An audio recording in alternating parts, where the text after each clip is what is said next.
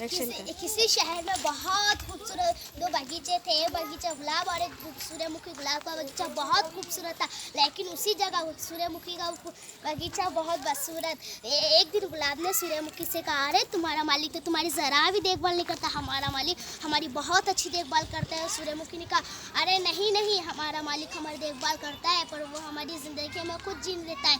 गुलाब ने कहा, तुम तो ऐसा ही कहोगे, क्यों कुछ भी बोलो, वो तुम्हारा मालिक ही है। उस रात बहुत पानी बहना शुरू हो गया। गुलाब ने कहा, गुलाब के सारे पौधे जड़ से उखड़ गए, लेकिन उस जगह सूर्यमुखी के फूल कुछ ही जख्मी थे। गुलाब ने कहा, हम क्यों जड़ से उखड़ गए?